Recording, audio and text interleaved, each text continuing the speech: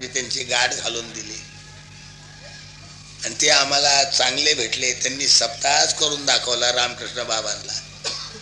तुम्ही करता तसा मीही तुमच्या तुमच्या मार्गाने चाललोय. मग तसाच हा सप्ताह आहे, चांगला सप्ताह आहे, सुंदर सप्ताह. या सप्ताहाचं वर्णन करता येणार नाही. आणि समस्त गावकरी मंडळी वैजापूरकरांचं कोणी वर्णन करावं. त्या गावाला जेवढे धन्यवाद द्यावे थोडे थोडे. सगळे त्याच्या जाती जमातीचे. मुस्लिम तर नगर परिषदेचे अध्यक्ष साबीर भाई आहे. आमच्या ह्या सप्ताहाचा साहेबांचा उजवा हात आहे, आमदार साहेबाचा उजवा हात आहे साबीर भाई. मुसलमान तुमच्या सेवेला हजर आहे राजा. देव सगळ्यांचा एक आहे. काय पंथ भक्ती मार्ग वेगवेगळ्या रीतीचे आहेत, मार्ग वेगवेगळे आहेत. ज्याला जो मार्ग पटेल त्या मार्गाने देवाकडे जावं असेल. त्यांचा कोणता, त्यांचा कोणता, त्यांचा कोणता. 18 पगड जाती आहेत, हजारो जाती आहेत, असतील मार्ग. सगळे देव मानतात.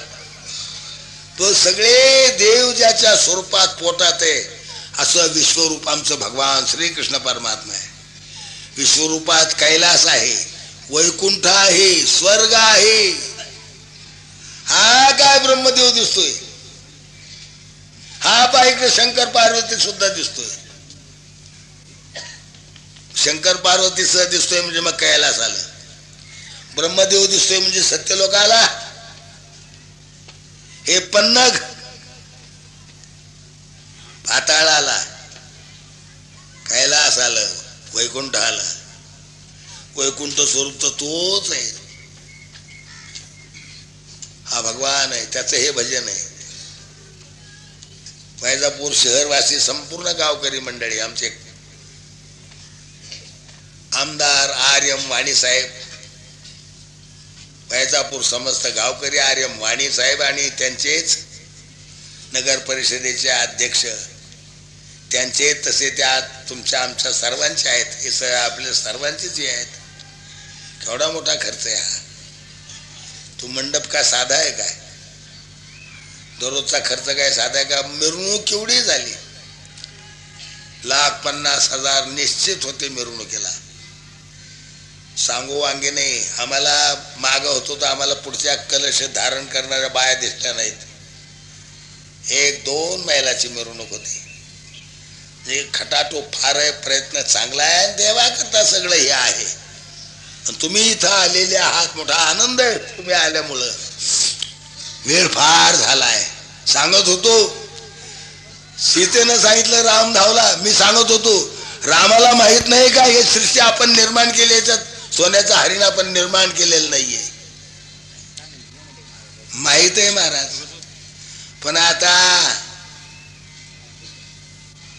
सोंग घेतलंय, मानवी देह धारण केलाय. मानवी देह धारण केलाय तर मनुष्य, मग मनुष्याप्रमाणे वागणं गरजेचं आहे आता.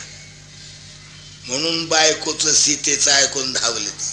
त्यांना माहित नाही का या सृष्टीत आपण सोन्याचं हरण निर्माण केलेलं नाहीये. पण तो राम नाहीये ना, राम आत आहे, वरून मनुष्य शरीर आहे ना. आणि लोक माणूस म्हणून पाहतायत. मग माणसाप्रमाणे वर्तन करणं घेतलेल्या वेशाचं काम आहे.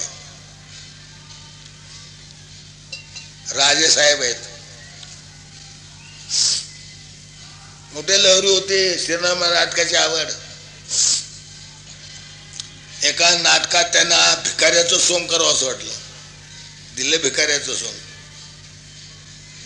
पण जेव्हा राजे महाराज बसलेत आणि भिकाऱ्याचं सोंग घेतल्यामुळं त्या राजे महाराजाजवळ हात जोडायची पाळी आली. आणि तो राजा होता, तो जो भिकारी होता तो राजा केला होता, आणि हा राजा होता तो भिकारी केला होता. आणि याला आलं भिकारी सोंग घेतल्यामुळं आता भीक मागायची पाळी आली. द्या हो राजेसाहेब, गरीबाला द्या हो, पोटाला काहीतरी दिडकी दमडी द्या हो. त्याला वाटलं चाल मी राजा हा तो भिकारी, आणि याच्या पुढं मागायचं, याच्या पुढं मागायचं, मग सोंग कशाला घेतलं. भिकाऱ्याचं सोंग घेतलं नाही मागितलं ते सोंगच होत नाही, ते वटत नाही सोंग. सोंग जर घेतलंय तर बरोबर तू राजा असं नाही तर तिकडे आणखी कोणी असत नाहीस का. भिकाऱ्याचं सोंग घेतलं तर भिकाऱ्याच्या सोंगासारखं वागलं पाहिजे. रामानं मानवी देह धारण केलाय, माणसासारखं वागायला पाहिजे. माणसाला सगळं कळतं काय, आणि मग छंदाने वागत नाहीत का बायकांच्या. मग सीता सांगते लाव धावला, मारला तो, हा मारीच ओरडला. सीतेनं रामाला दिला हाकलून, त्या लक्ष्मणाला दिला हाकलून, जा हो रामावर संकट आहे. लक्ष्मणाची खात्री आहे, एकमेकाला चांगलं ओळखत जावं. लक्ष्मण म्हणजे उगाच साधा सुधारा असा बोलचट नव्हता काय, फार रामासारखा शूरवीर आहे. तो बुद्धिमान आहे, त्याला कळतंय. पण आता ही भाऊजाई आहे थोरली, हातवातात लागले बोलायला आडवं तिडवं. नमस्कार केला, सांगितलं बा ही रेग आहे. बाणानं रेग ओढली झोपडीच्या पुढं. सांगितलं की ह्या रेगेच्या बाहेर पाऊल घालू नका. सांगितलं गेले ना. रावण आला, संन्यासाच्या वेशात भीक मागतोय. आपली हिंदू संस्कृती, कोणी काही मागितलं म्हणजे बाया काहीतरी देतातच. पुरुष कमी देतील पण बाया मंडळी देतातच काहीतरी. भाकरी देतील, पाणी देतील, पैसे देतील. काही वेळेला ते सोनं दुप्पट करून देणारे येतात, नाहीतर नोटा दुप्पट करून देणारे येतात. त्या बाई माणसाने चुरून चुरून ठेवलेल्या नोटा त्या काढून देतात, दुप्पट होतात ना. हे 10,000 आहेत आणि याजवळ दिले तर 20,000 होणार. दुप्पट द्यायचे, दुप्पटही गेले आणि चौपटही गेले. सपाट झालं, सपाट. काय लोक असे हापापले लोक आहेत. दुप्पट करून देणार तुमच्याकडे कशाला येतो. त्याला नोटा जर दुप्पट करता येतात तो तुमच्या जवळच्या का घेतो. त्याच्या जवळच्या दुप्पट दुप्पट दुप्पट करीत राहण करणं म्हणून किती करायचे. नाही तो दुप्पट नोटा करणाऱ्याला सरकारनं बँक ह्याच्यावर नोकर ठेवा, टाकसाळीवर. त्याला कर किती दुप्पट करायचे. बाया फसतात, कोणी दागिनेच काढून देतात आणि ते नकली पितळी देतात त्या बायांना. आणि तो कुठं 5-50 मैल गेल्यावर मग घरातल्या माणसाला कळल्यावर पाहतात तर ही पितळी. आता शोध घेतात, काय डोंबल्याचा शोध. इथं शोध घेताय तो मुंबईला जाऊन पोहोचला. असे फसतात लोक, फसतात लोक. फसू नये. मानवी बुद्धीची स्थिती. रामही फसले, मानवी देह धारण केला, मानवासारखं वागले, पण फसू नये हा धडा त्यातून घ्यावा. रेग उडली बाणानं. मी जातो आईसाहेब, या रेगेच्या बाहेर पाऊल टाकू नका. आला रावण, भिक्षा मागितली. ते आत उभे राहून भिक्षा देते. आत उभं राहिलेली भिक्षा घेईना. त्या लक्ष्मणाच्या बाणाच्या रेषेची काय शक्ती ओळखा तुम्ही. त्याच्या तर बाणाची रेषा आहे, ती उल्लंघन करायची आज त्या रावणाची शक्ती नाहीये महाराज. काय असेल तो लक्ष्मण. आणि ते रेग मारले, उगच मारले काय, गंमत आहे काय, चेष्टा आहे काय, पोरखेळ आहे काय, का तो काय सिनेमा आहे का नाटक आहे. ते रेग म्हणजे रेग, विषाद नाही. त्या रेगीच्या आत जाऊन कोणी याचे त्याला त्रास देईल. पण आता सीतामाईनं उल्लंघन केलंय. ओ तुम्ही आत उभे राहिला, ते एक पाय तरी बाहेर टाका ना, मला भिक्षा घेता येत नाही त्या रेगेच्या आतली. तर भिक्षा द्यायची बुद्धी आहे. कपट बुद्धी कुठं कळते. बायांना कपट कळत नसतं. पुरुष फसतात तिथं बायांची काय कथा काढली. असे कोणी येतात त्यांना कधी फसत जाऊ नये. लोक या युगात तो फार आहेत, फसवा फसवी फार आहे. मला एका संन्यासीने फसवलं 2000ला. संन्यासीने फसवलं. भेटात आला, तिथला एक माणूस आलाय आमचा. कोण आहे ते तिथे एक भागवत आहे आमच्या आपल्या इकडचंच आहे, तो गेला त्या शेरदा कुरुक्षेत्रावर शेरदा नाव आहे. तिथं आमचा एक पूर्वीच माणूस बेटातला गेलेला आहे, तो तिथं साधू झाला. 20 लाखाचं त्यानं तिथं मंदिर बांधून काम केलं.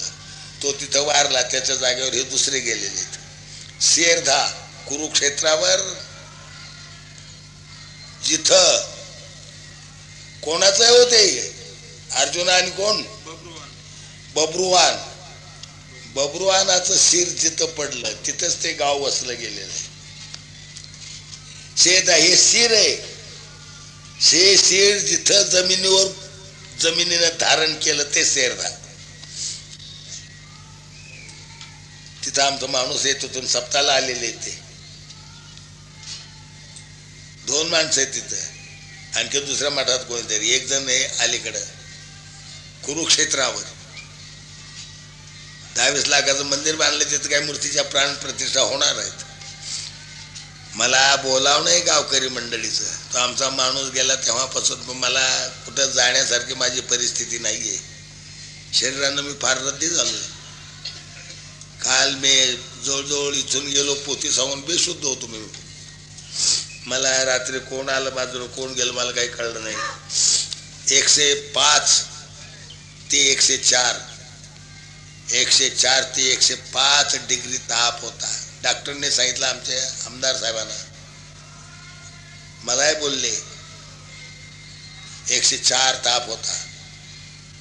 104 ते 105 डिग्री ताप काल होता. मी आज आमचे डॉक्टर जोशी साहेब वैजापूर काल आले, आज आले, औषध देऊन गेले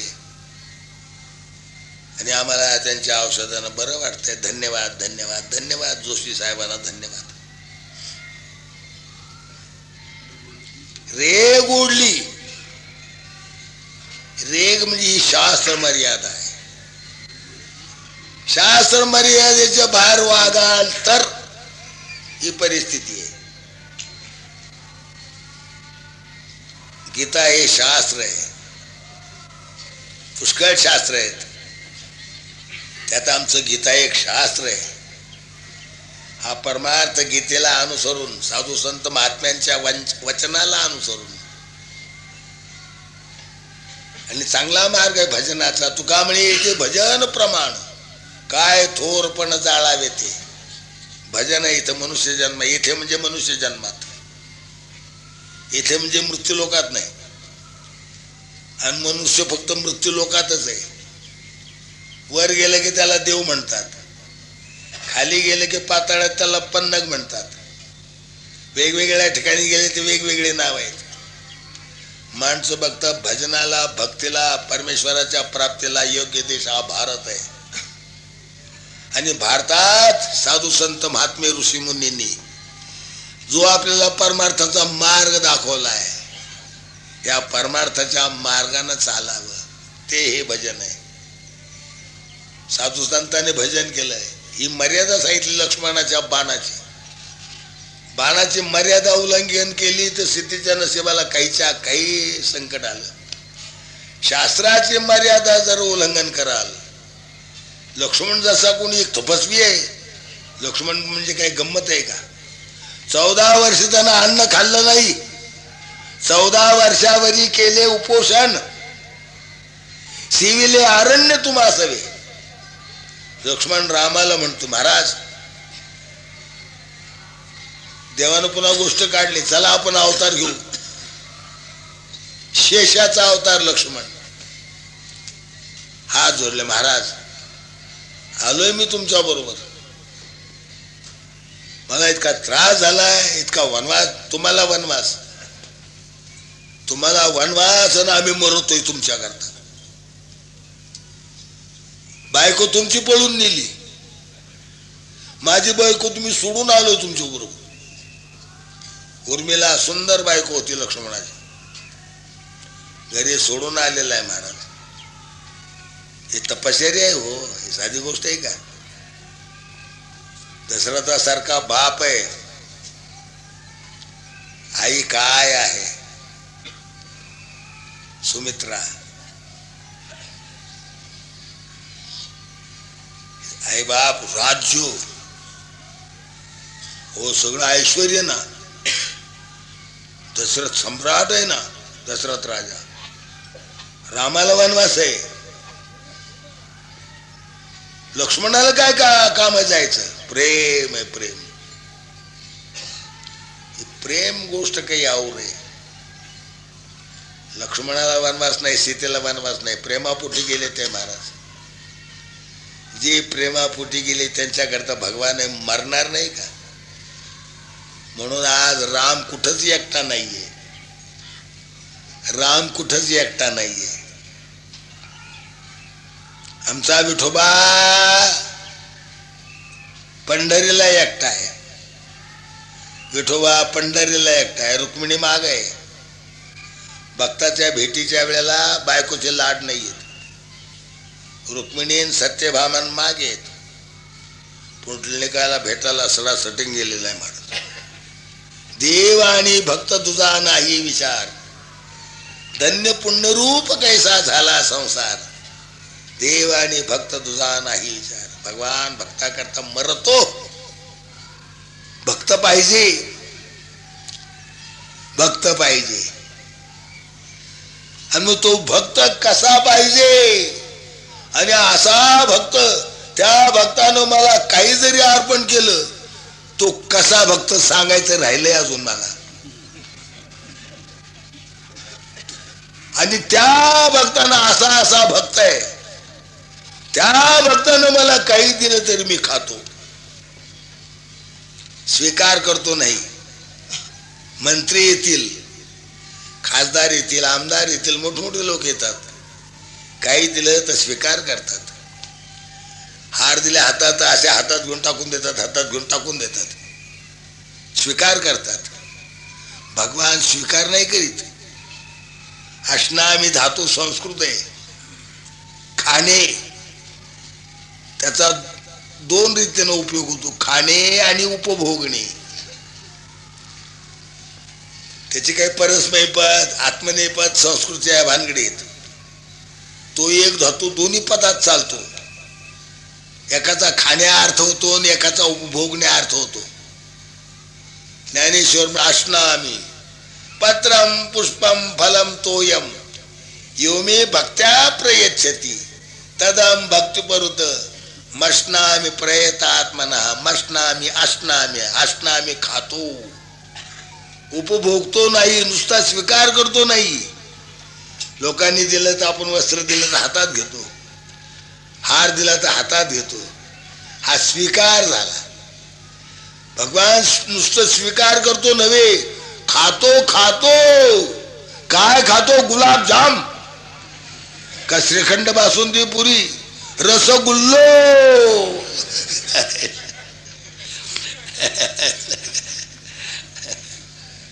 किती वेळ झालाय? आणखी किती वाजू द्यायचे?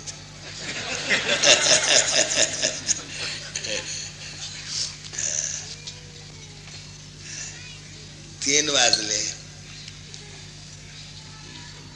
1 ते 2 प्रवचन असत. 3 वाजले म्हणजे 2 तास झाले. 2 तास झालं तुम्ही उन्हात बसलायत, लगेच कीर्तन आहे. आत्मा राहिलेला विषय अष्टामी म्हणजे खातो.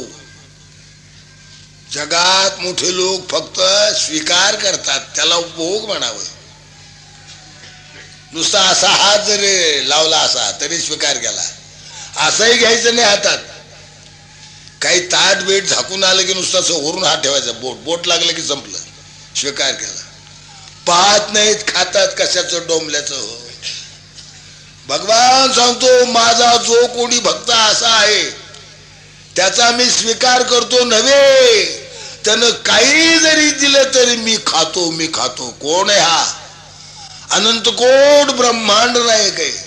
हा लक्ष्मीपती आहे, हा लक्ष्मीपती आहे. आणि लक्ष्मीपतीला लक्ष्मी काय कमी करणार आहे?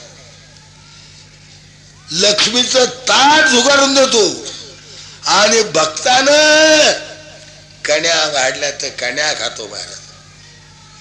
भगवान भक्ताच्या कण्या खातो, लक्ष्मीचे मांडे खात नाही, पुरणपोळ्या खात नाही, लाडू गुलाबजाम खात नाही, जिलेबी शिरा खात नाही. भक्तानं काय दिलं तर मी खातो. कोण आहे हा? अनंत कोट ब्रह्मांड नायक लक्ष्मीपती भगवान श्रीकृष्ण परमात्मा अर्जुनाला सांगतात, अर्जुना या ब्रह्मांडामध्ये मला भक्त इतके आवडतात, त्यांचं माझ्यावर जितकं प्रेम आहे माझं त्यांच्यावर तितकंच प्रेम आहे, आणि त्यांनी मला जर काही अर्पण केलं तर मी खातो, मी खातो खातो असना मी. मग निसिंबा उल्हासे मजा अर्पावयाचे निमिषे, फळ एक आवडे तैसे फलतयाचे हो. कोणते भक्त आहेत आणि काय दिलं तर खातो. आता वेळ नाही सांगायला, 2 तास कार्यक्रम झाला, राहिलेला उद्या लगेच कीर्तन. बोला पुंडलिक श्री ज्ञानदेव ढाला ढाला ढाला ढाला ढाला बोला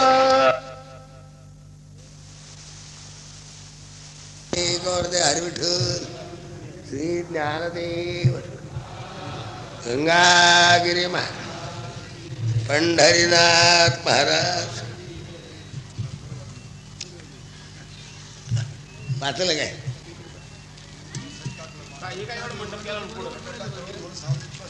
हा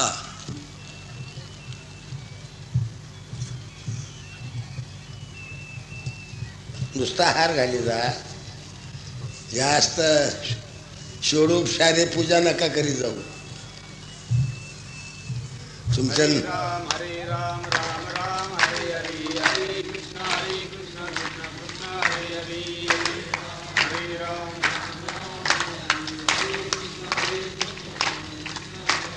हरे राम राम राम हरे हरे, हरे कृष्ण कृष्ण कृष्ण हरे हरे,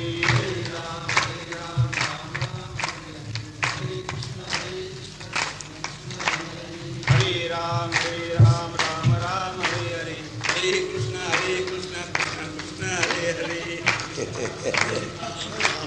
किती तुम्ही प्रेम केलं. हरे राम राम राम हरे हरे, हरे कृष्ण कृष्ण कृष्ण हरे हरे,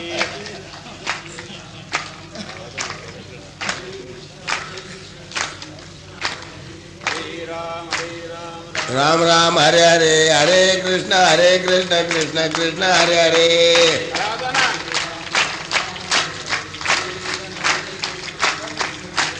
हरे राम राम राम हरे हरे कृष्ण कृष्ण कृष्ण हरे हरे.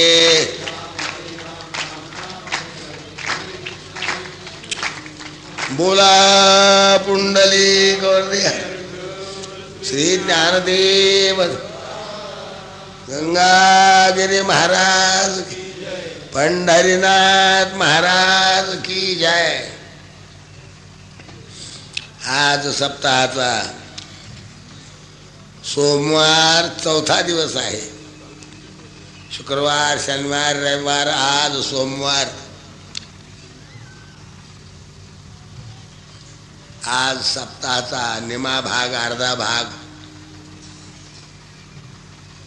सप्ताहाचा निमा वेळ निघून गेला.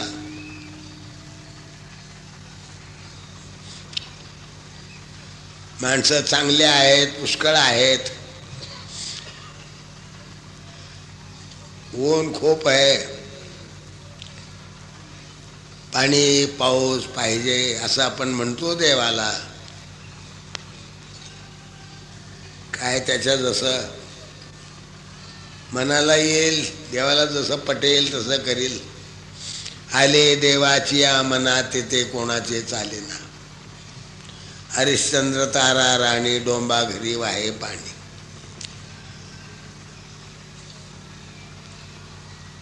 तुका म्हणे उगेच राहा, होईल ते सहज पहा.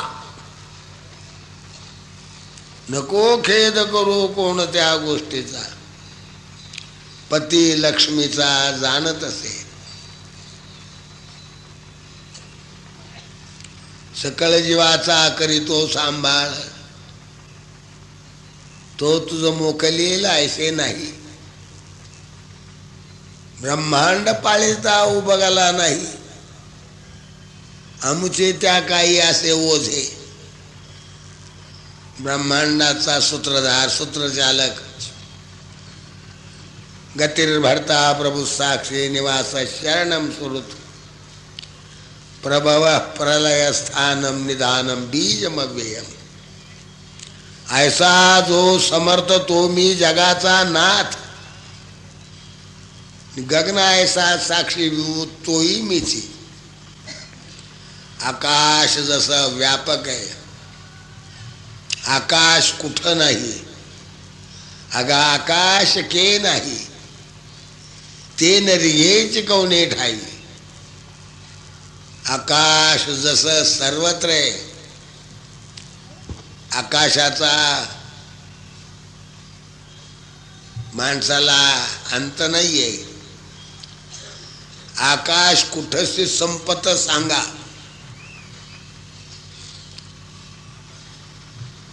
या ठिकाणी आकाश संपलं, तिथून पुढं दुसरं काय? आकाश संपत नाही.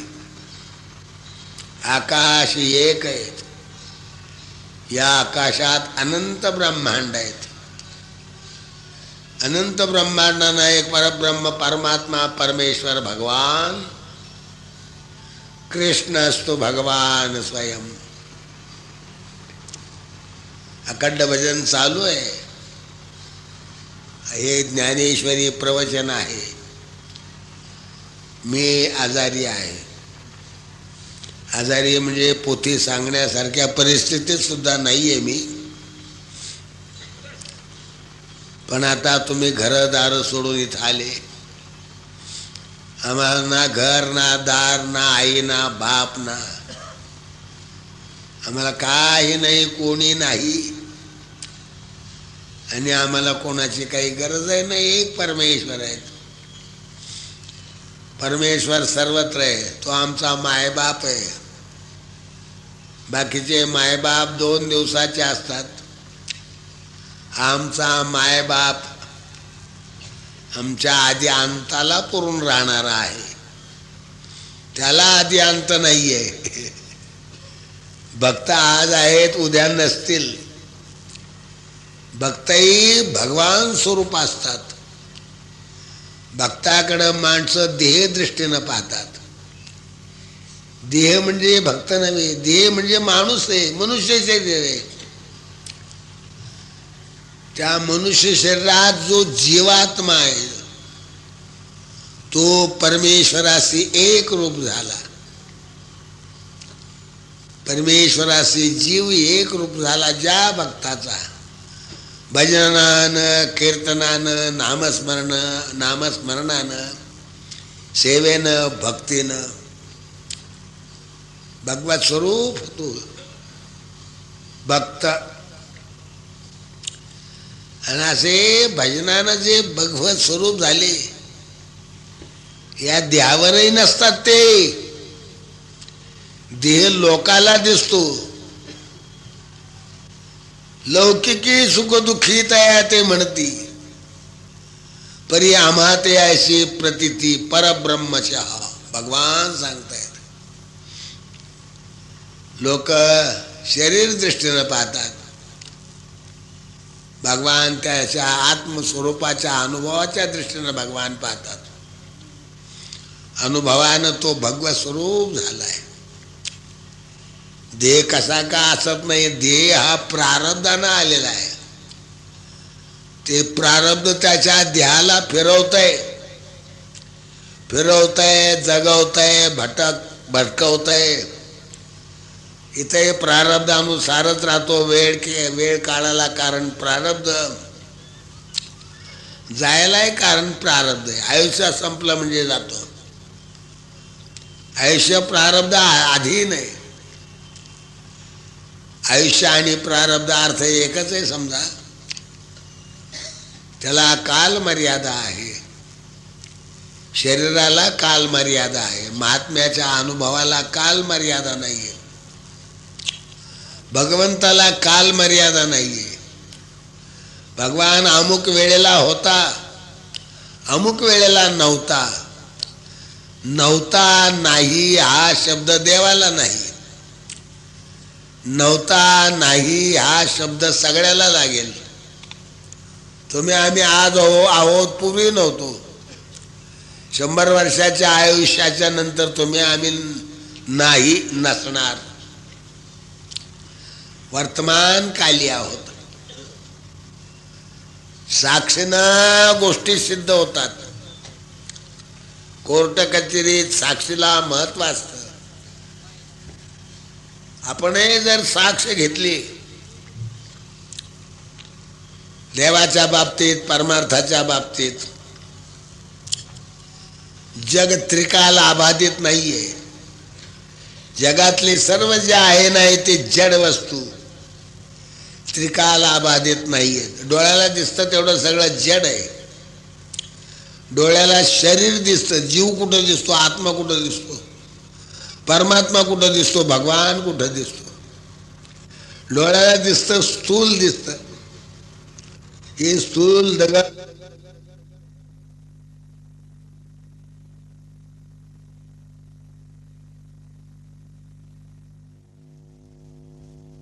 तो भगवान कुठं दिसतो.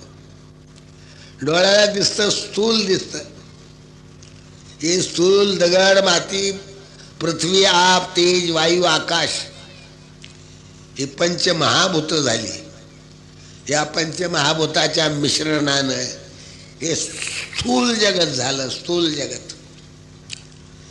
आणि स्थूल जगाला, या जगाला चालवण्याकरता हे शरीर कवर, याच्या सूक्ष्म शरीर एक त्यावेळेला चांगला वारं गेलं उचलत नाही शरीर. सूक्ष्म हात या शरीराला खालीवर करायला लावलेलं सूक्ष्म शरीर आहे. हे स्थूल आहे, याच्यात सूक्ष्म आहे. आणि त्यालाही कारण देह आहे. आणि महाकारण देह म्हणजे आत्मा, परमात्मा, परमात्म स्वरूप. परमात्म स्वरूपावर हे विश्व सगळं अध्यस्त आहे. अध्यस्त आहे म्हणजे कल्पित आहे. कल्पित आहे म्हणजे कल्पित नुसतं आहे असं दिसत आहे म्हणून दिसलं तरी ते जसं दिसतं म्हणजे सत्य दिसतं. सत्य दिसतं पण ते सत्य नसतं. 12ची वेळ आहे, आता 1 वाजलाय. आपण रस्त्यानं चाललो, दुरून जर पाहिलं तर एखादी शिंप, शिरगोळा चमकतो, चांदीचा भास होतो. चांदीचा इथं चांदी पडली का काय, चांदी सारखा शिरगोळा चमकतो, चांदी सारखी शिंप चमकते. आहे शिंप, त्याच्यावर चांदीचा भ्रम झाला. भ्रम, त्या भ्रमामध्ये, चांदीच्या भ्रमानं शिंपीचं स्वरूप झाकून टाकलं. आणि चांदी जी नाही ते स्वरूप तिथं दाखवलं. संध्याकाळची वेळ आहे, उगा झांबळं काहीतरी दिसतं. स्वच्छ प्रकाश नाही, निबिड अंधकार नाही. अशा वेळेला रस्त्यानं जाताना काहीतरी रस्त्यावर म्हणा, रस्त्याच्या आसपास पडलेला असतो. 2-4 हात लांबीची दुरी पडेल, रस्त्यावर पडेल, बाजूला पडेल. एखादं लांबट चिपार पडेल, एखादा लांबट लाकडाचा एखादा भाग पडेल, झाडाची फांदी लांबट, त्या किंवा एखाद्या वेळेला बैल मुततो रस्त्यानं, तो वाकडा तिकडा मुततो. त्या मुताकडं पाहिलं संध्याकाळी म्हणजे वाटतं अरे इथं सर्प आहे. सर्प म्हटला म्हणजे चमकतो, भीतो, घाबरतो, माग सरतो. जाऊ नका म्हणतो, पुढं साप आहे. 4-2 जातात. सगळ्याला भासतं तसं ते. भास म्हणजे भ्रम. सगळ्याला एक नाही, कदाचित कोणाला काही भ्रम होईल, पण भ्रम होतो.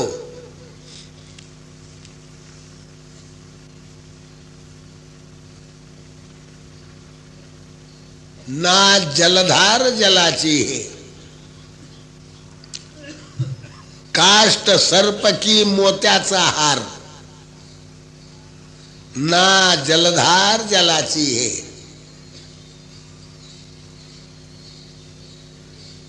काष्टही नाही, सर्पही नाही, मोत्याचा हारही नाही. बैल मुतून गेला, त्या पाण्याची धार आहे ती. त्याच्यावर सर्पभ्रम झाला. सर्पभ्रम दुरी पडते, सर्पभ्रम होतो.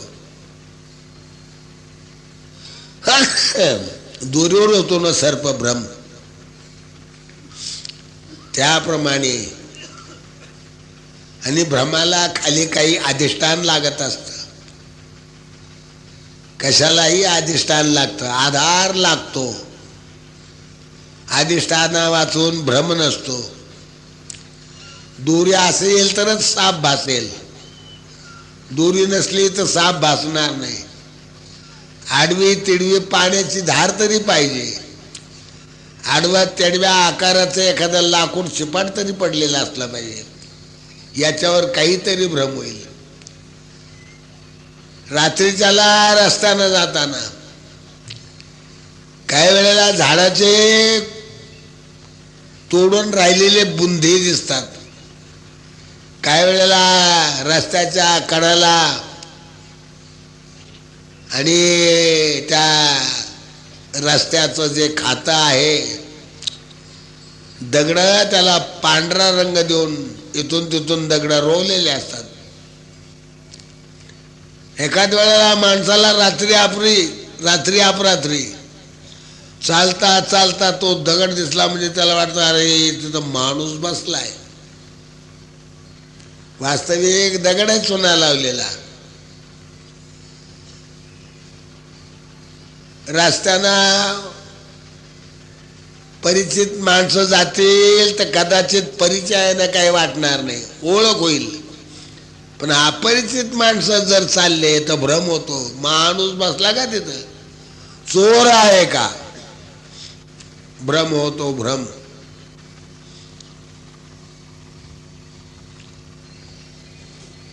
आणि भ्रमाला लागतं अधिष्ठान. अधिष्ठान खाली आधार, अधिष्ठान नसेल तर भ्रम होत नाही. तसं हे जग आहे, हे सत्य नाहीये, खोटही हे. खोटं असलं तरी एकदम खोटं नाहीये. काही काळ सर्प, दोरीवर सर्प आहे तो खोटा आहे. आपण जोपर्यंत त्याला सर्प दिसतोय तोपर्यंत त्याला खरेपण आहे. भीतोय ना, भीतो कसा मग? खोटा आहे, खोटा कळल्यावर तर भीती जाते. जोपर्यंत भीतोय, खरा भासतोय तोपर्यंत भीतो. तोपर्यंत हातात दगड घेईल, हातात काठी घेईल आणि त्याला मारायचा प्रयत्न करेल. प्रकाशानं जर त्याला दिसलं की अरे साप नाहीये, दोरी पडलेली आहे, भ्रम गेला. जिला पाहून लांब उभा होता साप म्हणून हातात घेतो ना हो, भीती गेल्यावर. तर या जगात तुम्ही आम्ही आहोत, 84 लाख योनी जीव आहेत. 50 लोक आहे खाली, पाताळ. स्वर्गात देवमंडळी आहे, पुष्कळ लोक, पुष्कळ भुवना आहेत. हे सगळे जोपर्यंत भगवत साक्षात्कार होत नाही तोपर्यंत त्यांचं भ्रमण चालू आहे. भ्रमण म्हणजे फिरणं, भटकणं म्हणजे 84 लाख योनीतून जीव भटकतो. बहकलेला जीव, आपल्या स्वरूपाला विसरलेला जीव. देह स्वरूप नाही आहे आपलं. स्वरूप, स्वतःचं रूप जे स्वरूप आहे ते स्वहून भिन्न कसं, वेगळं कसं? झोपेत आपण आहोत. झोपेत कुठं शरीर आहे? झोपलेल्या माणसाला शरीराचा अनुभव आहे का? झोपलेला माणूस त्याच्या एका बाजूला उर्वशी येऊन बसली, एका बाजूला नाग फणी करून बसलाय, दोन्हीकडे दोन आहेत. मनुष्य निद्रिस्त आहे. निद्रिताचे अंगेसी साप तैसी उर्वशी. जो झोपलेला आहे त्याच्या उशाला साप आहे. एका बाजूला उर्वशी आहे. ना उर्वशीचा लोभ आहे ना सापाची भीती आहे झोपलेल्या माणसाला. तसा जो परमेश्वराला जाऊन पोहोचला तो आत्मस्वरूप ब्रह्मस्वरूप झाला. त्याचा आत्मा ब्रह्मस्वरूप झाला म्हणजे होता. मध्यंतरी भ्रमामुळं समजत नव्हता.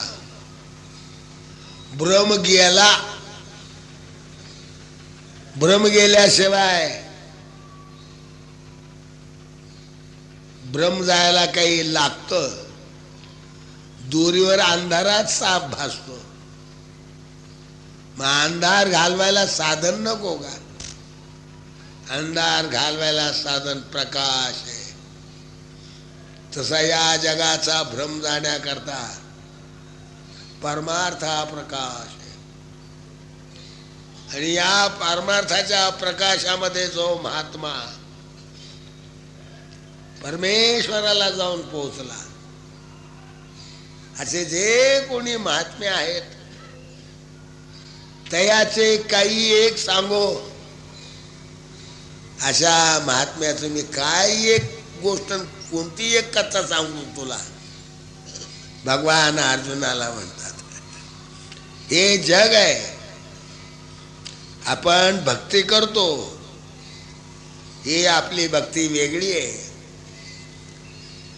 आपण पूर्ण परमेश्वराला ओळखून भजतो असं नाहीये. जो महात्मा आहे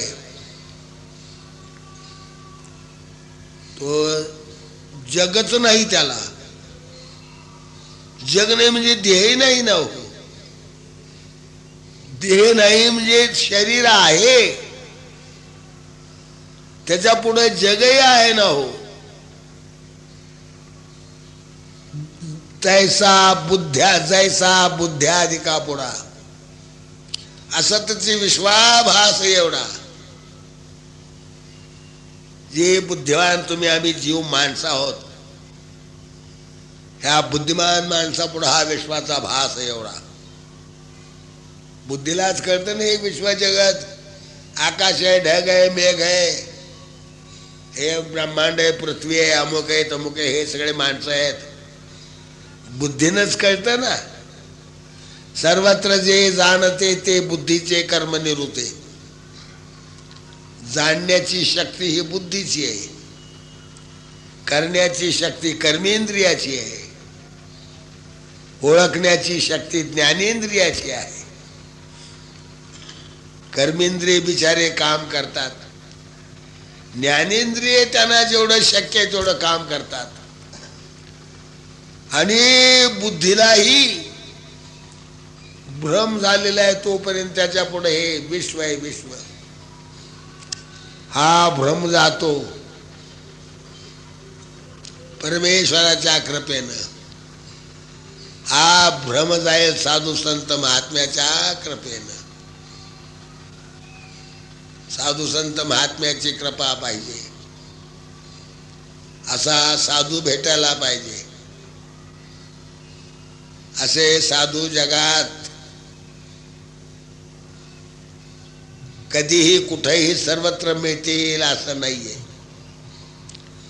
शैले शैलेन माणिक्यम मौक्तिकम न गजे गजे साधवो नाही सर्वत्र चंदनम न वने वने. झाड आहेत, वन आहेत, चौकड चंदन आहेत असं नाहीये. चंदन कुठं तरी मलियागिरी पर्वतावर असा चंदन आहे, त्याला असा सुगंध आहे. कढई ठेवावी, तेल घालावं आणि तेलाला उकळी येऊ द्यावी. उकळत्या तेलामध्ये बावनचंदन नाव आहे त्याचं. बावनचंदनाच्या तेलाचा एक थेंब टाकला, ते कढईतलं गरम तेल बर्फासारखं गार झालं पाहिजे. याला चंदन म्हणावं. आपल्या वावरात शेतात इकडं तिकडं सापडतात चंदन, ते आडनावाचे चंदन आहेत, ते काही उपयोगाचे नाही आहेत. तापलिया तिली बावन चंदन बुंद एक क्षण शीतळ करी. एक बुंदन एका क्षणात शीतळ करतो महाराज. मग असे चंदन सर्वत्र आहे का? ज्या साधू संत महात्म्याच्या कृपाने जीवाचा उद्धार होतो, हे साधू संत महात्मे सर्वत्र आहेत का हो? असले तरी भेटतात का हो? काही फायदा झाला तर भेटतील. साधूचाही फायदा व्हावा लागतो. करून घेणाऱ्याला घेता आला पाहिजे, त्याचाही अधिकार लागतो. त्याचाही अधिकार लागतो. योग्य अधिकारी, योग्य परमार्थ करणारा गुरु असेल, खास उद्धार झालाच पाहिजे. 12 स्कंद श्रीमद भागवत ग्रंथ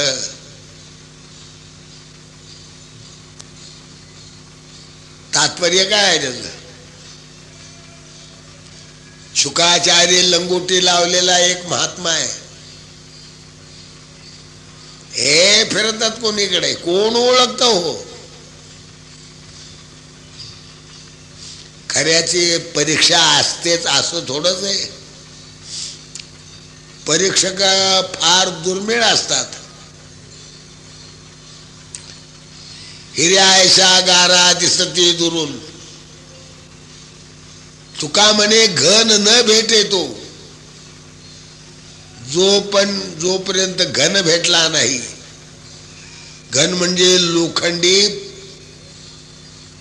लोखंडी 10-5 किलोचा हातोडा म्हणा ना, तो जोपर्यंत भेटत नाही तोपर्यंत गाराही हिरा म्हणून मिरवतात. जर हिरा असेल, ज्याला गार आहे पण हिरा म्हणतात लोक, त्याच्यावर जर घन घातला तर त्या हिऱ्याचा चुरा होईल. ज्या हिऱ्याचा चुरा होतो घनानं, तो हिरा नसतो. जो खरा हिरा आहे तो लोखंडात घुसल. आयरन आहे लोखंडाची खाली, त्याच्यावर तो ठेवला हिरा ज्याला म्हणतायत. वरून घन घातला, खरा हिरा असेल तर हिरा लोखंडात घुसल, फुटणार नाही. असे ही परीक्षा आहे. साधूची अशीच परीक्षा आहे. लंगोटी लावलेला साधू महात्मा शुकाचार्य हे जगामध्ये परमेश्वराच्या चिंतनाशिवाय शुकाद्यास सनकादया शुकाचार्य सारखे काय, सनकादिका सारखे काय.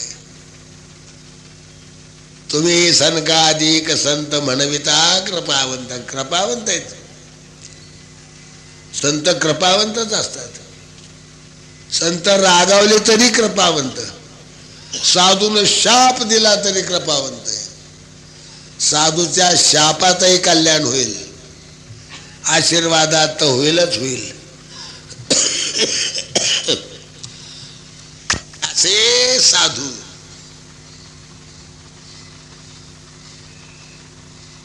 क्वचित, फार थोडे. परीक्षिती राजा पांडवाच्या वंशाचा शेवटचा.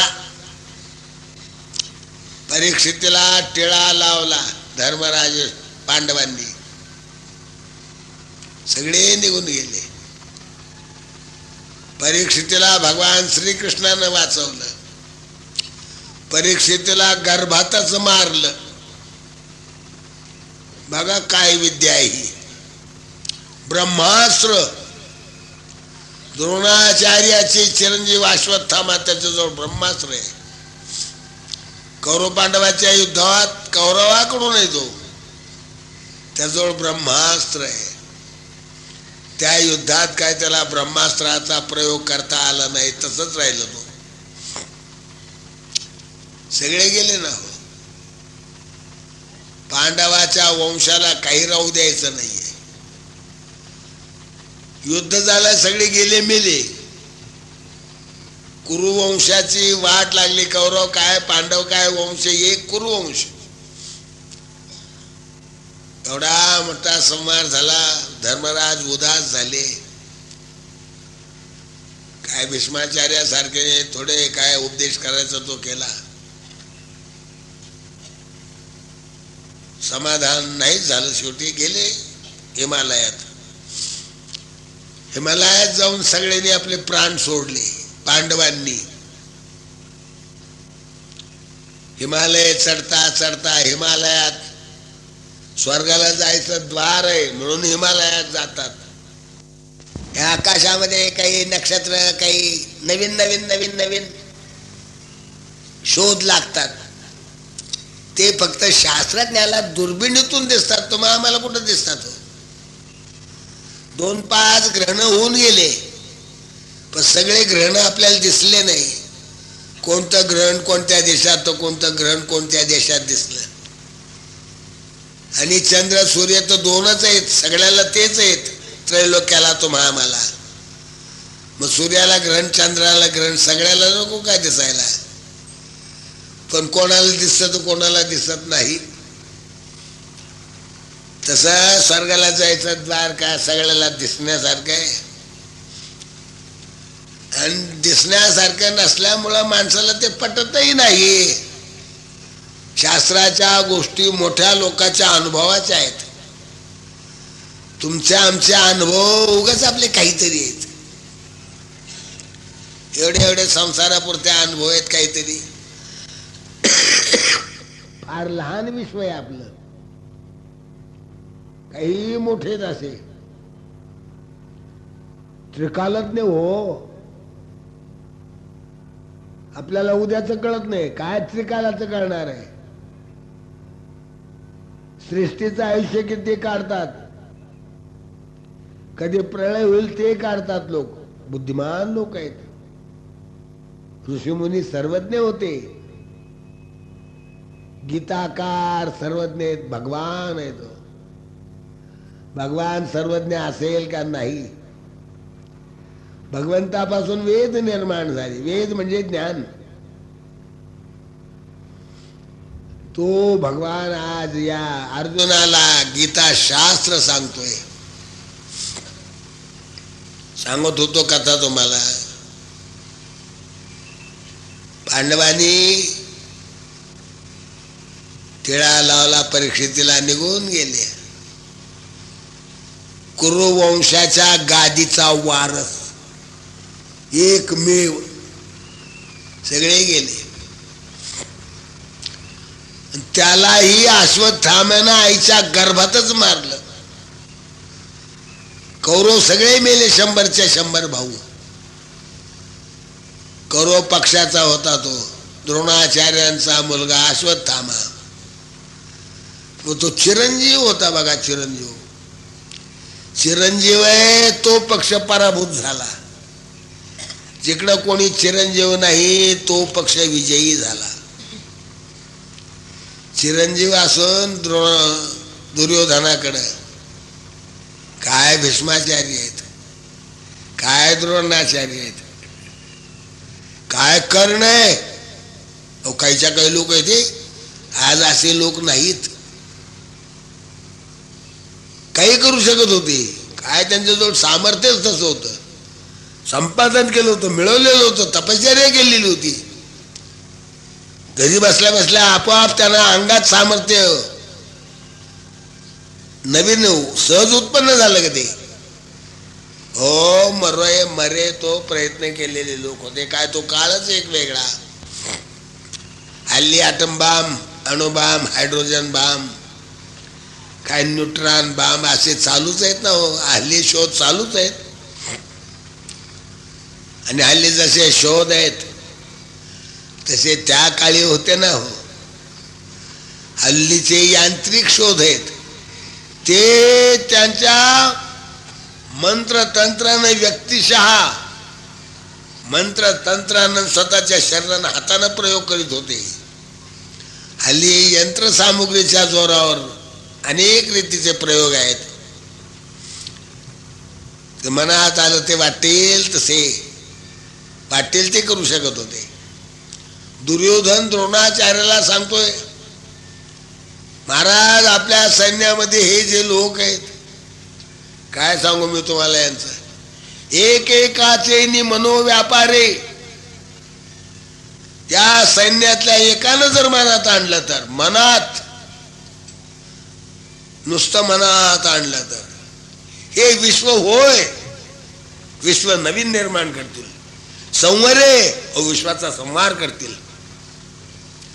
नवा विश्व निर्माण करतील नाही तर विश्वाचा संहार करतील. असा एक माणूस या युद्धामध्ये. आणि सगळ्याच्या शेवटी सांगितलं आमच्या सैन्यामध्ये सगळ्यात म्हातारा हा कृपाचार्य आहे. वयोवृद्ध आहे, म्हातारा आहे. हा कृपाचार्य न पुरे एकलाची. दुर्योधन द्रोणाचार्याला सांगतो हे कृपाचार्य एकटाच सगळ्याला पुरे, एकटाच. कृपाचार्य एकटाच पुरे म्हटल्यावर कर्ण अजून लांब राहिला, अश्वत्थामा लांब राहिला, दुर्योधन दुःशासनादी लांब राहिले. भीष्माचार्य द्रोणाचार्य काहीच्या काही आहेत. हे प्रचंड काहीच्या काही शक्तिमान आहेत. पण हे सगळेच्या सगळे. त्यात हा अश्वत्थामा द्रोणाचार्याचा मुलगा, लाडका पुत्र, आणि तो